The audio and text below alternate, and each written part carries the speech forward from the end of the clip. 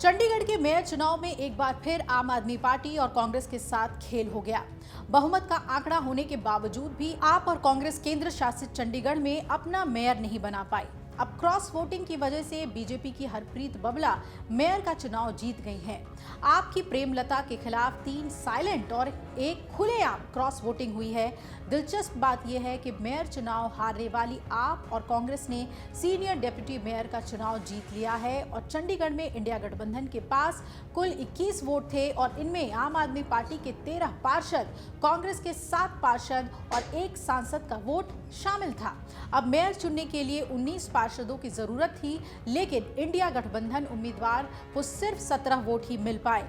14 पार्षद वाली बीजेपी को चंडीगढ़ मेयर चुनाव में 19 वोट हासिल हुए और 1 वोट बीजेपी के पार्षद ने किया था। वहीं 4 वोट क्रॉस वोटिंग की वजह से बीजेपी को मिल गई और क्रॉस वोटिंग करने वाले 1 पार्षद के बारे में तो जानकारी आ गई है, लेकिन 3 का खुलासा अभी नहीं हुआ है। क्रॉस वोटिंग के खतरे को देखते हुए आम आदमी पार्टी ने अपने पार्षदों को जहां रोपड़ शिफ्ट कर दिया था, वहीं कांग्रेस के पार्षद लुधियाना शिफ्ट हो गए थे। इसके बावजूद क्रॉस वोटिंग हो गई और कांग्रेस खेमे से 3 तो आम आदमी पार्टी खेमे से 1 क्रॉस वोटिंग की खबर है। सवाल ये उठ रहे हैं कि आखिर ये क्रॉस वोटिंग हुई कैसे है और बीजेपी ने इसके लिए कैसे सियासी बिसात बिछाई।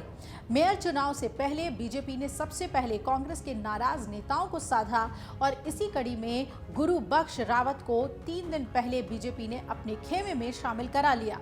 रावत डिप्टी मेयर पद के लिए चुनाव लड़ना चाहती थी, लेकिन कांग्रेस ने उन्हें टिकट नहीं दिया। इसके अलावा उन नेताओं को भी बीजेपी ने साधने की कोशिश की जो पार्टी के रवैये और आम आदमी पार्टी के साथ खुद को असहज महसूस कर रहे थे। कहा जा रहा है कि ऐसे पार्षदों की संख्या 2 है। वहीं बीजेपी ने आपके एक उस पार्षद को भी साधने का काम किया जो प्रेमलता के उम्मीदवारी से नाखुश थी। इस तरह बीजेपी ने अपने वोटों की संख्या 14 से बढ़ाकर 18 कर लिया। शिरोमणि अकाली दल का बीजेपी से गठबंधन नहीं है।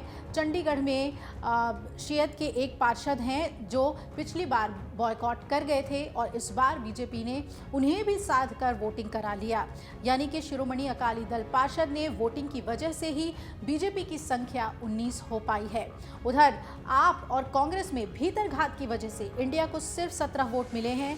चंडीगढ़ में मोर्चेबंदी के लिए बीजेपी ने अपने 2 वरिष्ठ नेताओं को भी तैनात कर रखा था।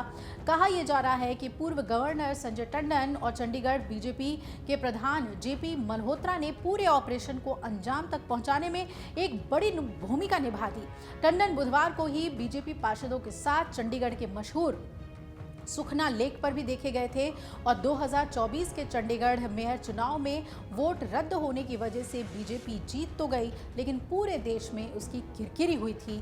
आपको याद होगा कि कैसे सुप्रीम कोर्ट ने बीजेपी के पक्ष में आए फैसले को रद्द कर दिया था और आम आदमी पार्टी के मेयर प्रत्याशी को विजेता घोषित किया था। कोर्ट ने काउंटिंग के फर्जीवाड़े को लेकर भी सवाल उठाए थे और बीजेपी पर आरोप लगाया था कि ऑब्जर्वर के जरिए पार्टी ने वोटों की गिनती में धांधली कराई और इसका सीसीटीवी फुटेज भी खूब वायरल हुआ था।